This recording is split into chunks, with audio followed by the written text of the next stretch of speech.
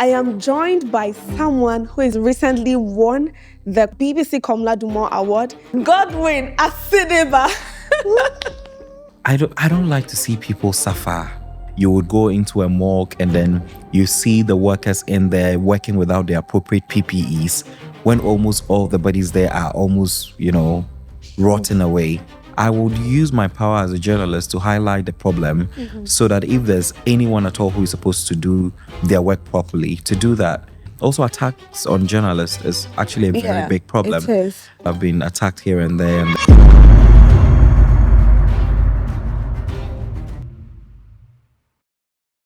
What happens when stories stop chasing attention and start demanding truth? The noise fades. It fades, and the voices, they deepen. And the impact, Obibeka said, Esewani and Saokatre, they take the front seat. Welcome to A Seat at the Table, the UNICEF Ghana's podcast where conversations move beyond trends and into purpose. In today's media space, visibility often comes faster than responsibility. Many young people are pushed to perform for relevance, measured by clicks, likes, and fleeting moments of attention. But storytelling, the real storytelling, the kind that changes lives and asks for something more. It asks for courage, it asks for care, and most importantly, it asks for commitment. Today, I am joined by someone who is all over Ghana currently, has recently won the BBC Komla Dumor Award. And if you hear the 2024 Journalist of the Year, the name is no other name than our very own Godwin Asediba. Welcome once again to Ghana. Thank you.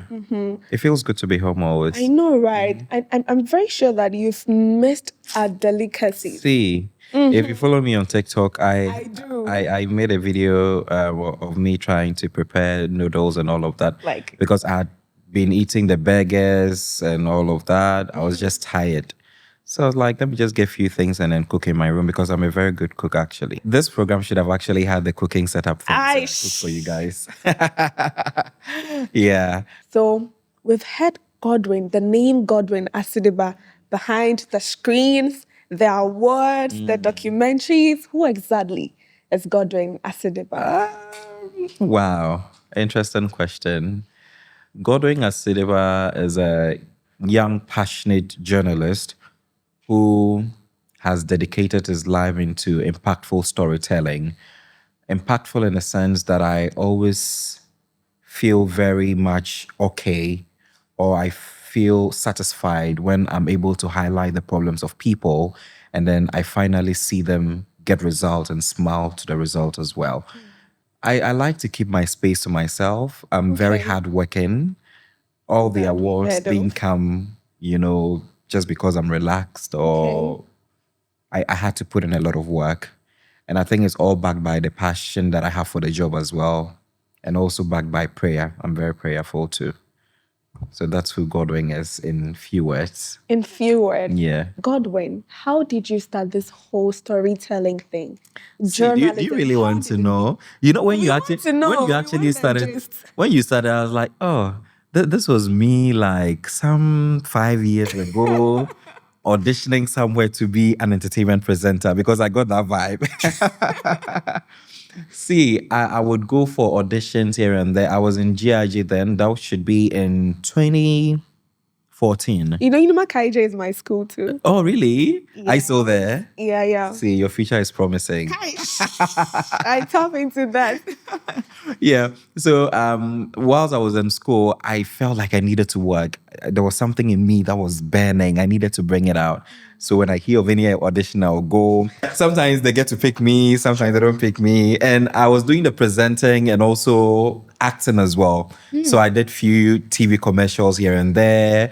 I did presentation as well. Some didn't make their way to TV. Okay. So when I was done with my diploma course in GIJ, then I went to the Ghana Broadcasting Corporation for my national service whilst I was doing my top-up for my degree as well. So I did reporting from GBC. I actually started as an entertainment reporter. Fast forward from GBC, went to GH1 TV, which is the EIB network where I worked for GH1 TV and Star FM. So I was an entertainment reporter there as well, did it for some time. And then I realized that no, I needed to shift to something else because I always want to stand out, and I like to, dare myself to do something different as well. So I put entertainment somewhere else. My bosses then didn't really believe that I could tell hardcore stories. Okay. So I just told them to give me a try. They started sending me to assignments that would involve a minister, a president, or deploy me to go somewhere and work on a special report. So that was where I started picking, bit and pieces of things together. And then I had to improve more on my scripting, did a lot of reading and research, watched people who I felt were telling stories that were really great and impactful as well. And that was how I learned on the job. And look at me today. So you have to be very intentional. You have to dedicate your time, everything to the job.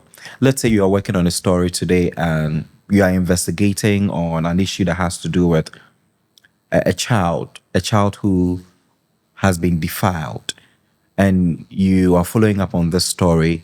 You go to the home of the child, and then they're telling you that, oh, the person we are suspecting has left home, so you won't be able to, we won't be able to get the person to talk to the person at that time. You need to go back home, try to put your investigative skills into place, monitor the movement of the person. Oh, what time do I think I can catch this person at home? When I approach this person, he might want to talk or might not want to talk. What can I do to get the story that I want to get?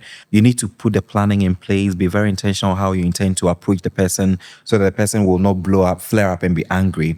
So there are a lot of things that you need to, put in place to ensure that you get to tell a single story. Okay. And a lot of people don't have the patience for that. That's why I say that it's not just about the passion, but you have to be dedicated as well and very intentional, especially when you want to tell stories that are really good and make impact in society as well. Because you don't just tell a story because you want to tell it. People want to see to believe.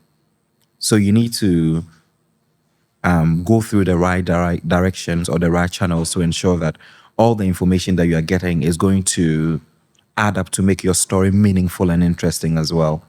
So, in your journey as a journalist or an investigative journalist, I'm sure definitely there are people you put a face to having in this particular field. What exactly can you say about this to us? So there's something that I always tell myself, that I really want to be different. I don't want to be like someone. But I mean, there are people who have really inspired us along, growing up. We see them as mentors from afar. I really loved Komla Dumor and how he told his stories, because he would always put a human face to every story that he tells. And he was big on changing the African narrative. When people think about Africa, they are thinking about children who are hungry, hospitals are not working, no electricity. People elsewhere foresee Africa to be something else. And he was trying to bring the other side of Africa, talking about the beautiful culture, the people, and music, and all of that. So, I mean, watching him from afar and seeing the kind of stories that he told and how he would relate to his resource persons anytime he's telling a story was something that really inspired me. So I would say that from afar, it was Komla Dumor that I really looked up to. And winning the Komla Dumor Award as well for the BBC was something that actually really cemented it all for me. At that moment, I told myself that, okay, this person that you really wanted to be like is someone that you are now walking on his path. So it's more like you are getting there, and that is like so satisfying for me. We've heard you do really serious documentaries. Like, they were so deep.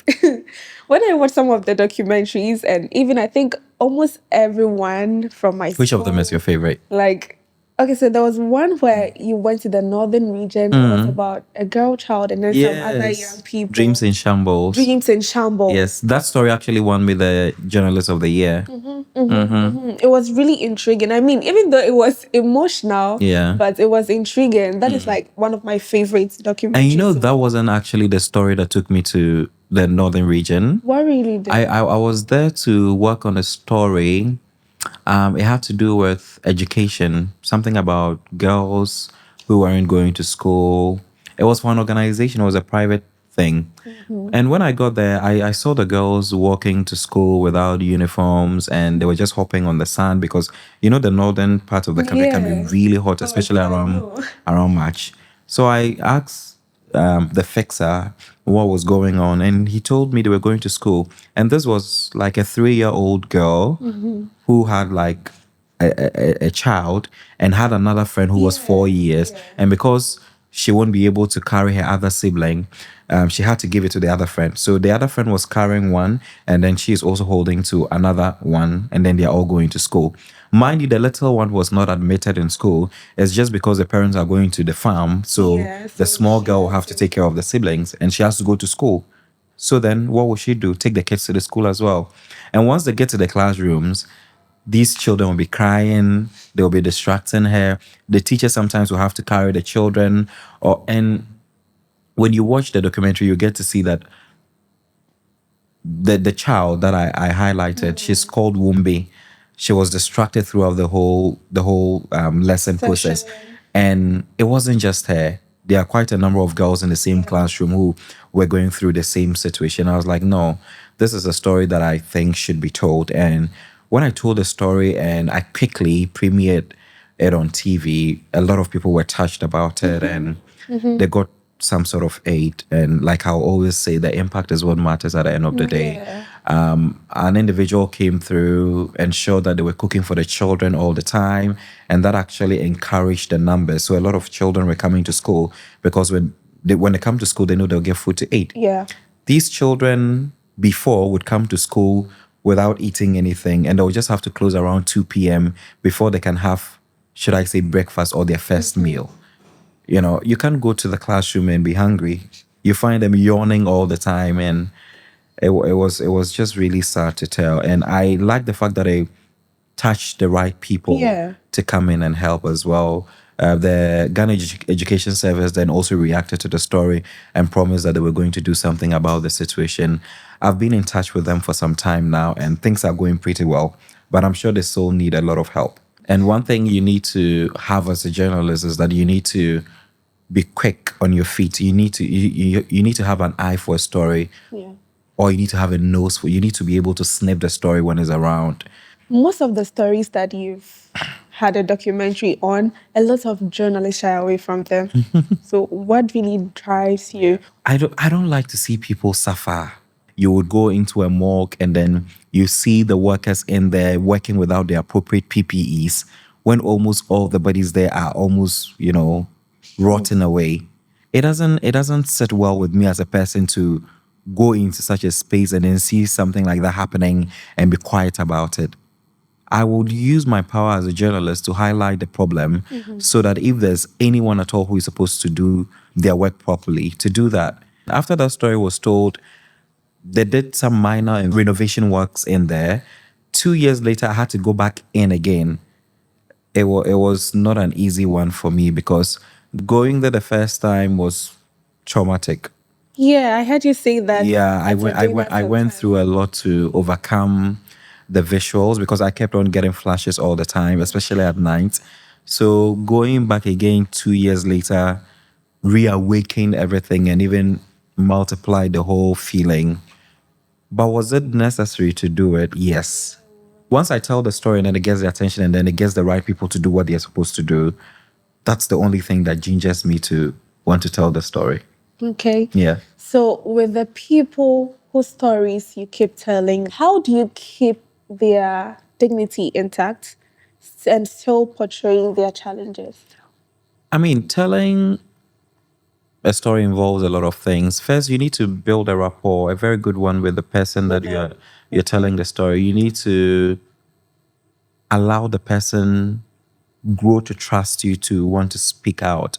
You don't force people to say things. That's why you would need to have a conversation with the person. This is what I want to do. Do you want us to do it this way or that way? Allow the person to make a decision. Let's say you are you want to speak to a girl who has been raped, and then using the editorial guidelines, you don't have to show the face of the girl because, society would point fingers at her and all of that. You need to have a conversation with the person. Oh, there are some people who would always want to speak and say that I don't mind showing my face, but they don't know the repercussions that it may come with in the future. But as a journalist, you need to put certain things in place, have a conversation with this person. This is what it may cause you in the future. This is what people are going to say about you when it comes out. I would still prefer that we speak without you showing your face. You understand? Some genuinely will tell you from the get-go that, oh, I don't want my face to be out there. I don't even want my voice to be there, but I can still talk to you. Okay. In such an instance, you need to respect the person's opinion and do it as they want. Okay. So let's say, like I was saying, if someone goes through such a situation, you just should film either from their back, you can film their hands, and then auto-tune their voice so that someone won't be able to make them out. So those are some of the things that you would have to put in place when you're telling a story so that you can build a lot of trust with the people that you talk to. I also think that children and then women, areas where education and then healthcare is quite hard to reach, should be empowered. The parents should be well empowered. Why am I saying this? There are a lot of family or parents who think that certain things are not necessary for their children to have. So taking nutrition, for instance.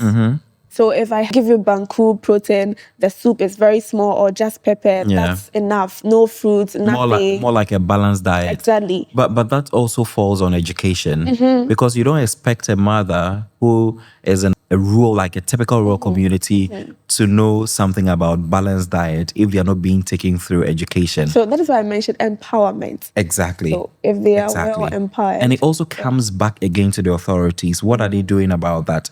How are they ensuring that they are taking the right people to these areas to educate such mothers who don't have such level of education to now practice it on their children? So it's all about neglect and not, giving attention to where it's due. Speaking about your well-being, this story about pregnant for gold on teen boys abandoning school for other things like galamsey. So what changes would you say are most urgent if we want to build a better future for these young people there? Galamsey has been an issue for a very long time. And I realized that a lot of people were just telling stories about how it's affecting the environment. No one was really going in to humanize the story and get to tell us how it is affecting humanity. Okay. I went into the community to tell such a story on how galamsey was affecting the environment. But then I realized that most of the girls in there were walking with a protruding tummy or carrying babies on their backs. Then I asked someone, what's going on here? And then the person told me that, most of the illegal miners would come here, make money, lure these girls into having sex with them. Some of them would do it just to be able to have money to buy sanitary pads or to go to school or buy few things. Girls and you needing small money to buy things to just put yourself together. Yeah. And that's how all of these boys who are involved in galamsey take advantage of the girls and then end up getting them pregnant. And guess what? These girls are impregnated and then they don't know what the father of their children is going to. It may be later in the future that you get to hear that, I am here working again to get some money, but you take care of the child, I will find time. Some do not even come back at all. Some don't even come back at all. So it's just you and your baby. So most of these girls will now have to drop out of school to take care of their children. I remember there was this girl who told me that once she's in the classroom and then it's break time in the afternoon, she'll have to walk about 30 minutes to the house. I mean, she was lucky enough to have a grandmother who was willing to take care of the child. So she walks home, breastfeed a child, and then walk back to school again. You understand?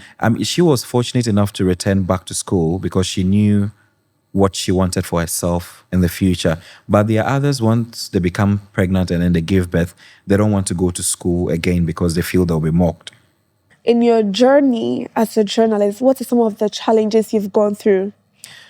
There have been a lot of challenges that I face and continue to face as a journalist. One is the right to information. Okay. If you want to get access to information on a story that you're investigating on, it can be really difficult. Even though the bill was passed in 2017, I should be sure, it's still very hard for we journalists to have access to information. Also, funding to report on your investigative pieces is something that is also a hurdle. These are some of the things that I would say. Also, attacks on journalists is actually a very big problem. It is. There are times that I've been attacked here and there, and then it doesn't go anywhere. So sometimes you would have to sit back, reflect on the whole thing, and then ask yourself, is it really worth it? Imagine if something happens to you. I'm sure you know about Ahmed Swale's story. Yeah, Until of course. date, we are still investigating. We don't have answers to the right questions. We don't even know who killed him. Yeah. And let's say it happens to someone like you. I'm not saying it's going to happen to you. I know, right? Yes. And then, your family loves you so much. They are supporting you in whatever you want to do. And then one day we wake up and then we hear, oh, this person is gone. And now we want justice and we don't know the people who committed the crime. Mm-hmm. It's just so, I don't know the right word to use for this, but it's just sad. It's just sad. So these are some of the challenges that I would say that we experience. What's next for Godwin Asediba in terms of stories, specifically for children? What's next? What's next for Godwin when it comes to stories regarding children? Yeah. I'm very passionate about storytelling, especially when it involves children. And one of the things that you also need to put in place is the editorial policies as well, Okay. because when you're telling stories about children, you can't just show their faces on television like that. One, you need to get the consent of their caretakers or even their parents to give you the go ahead. And it also depends on the situation that we are reporting on. Like I mentioned, something around defilement, you can never show the face of a child. Something around the education of the children who are struggling to go to school was something that I had to get a consent from their parents that, oh, I believe when I tell this story this way, showing their face, it will make it good. Would you accept that we do it that way? They would also ask questions if they want to, and then you all come to an agreement, which will be signed on paper. You understand? So once all of that is being put in place and then you get your thing done, it will come out and you wouldn't have people, telling or saying things about the fact that, oh, we don't think this story meets the editorial guidelines locally or internationally, so we don't want it. But once you put all of that in place and then you tell your story, you get it well balanced and you get the attention that you're looking for at the end of the day. When I say attention, I always mean impact. Thank you so much. See, it's been We are done already. Fascinating. Yes, we are. I was so engrossed in it. Yeah. Even me, I didn't want it to end. It's been a fascinating discussion so far with our very own Komla Dumor. Hey, no, hold on. Let me add the BBC. The BBC Komla Dumor Award winner. Yeah. Yes. Please watch us and we'll catch you next week. Bye. Bye-bye.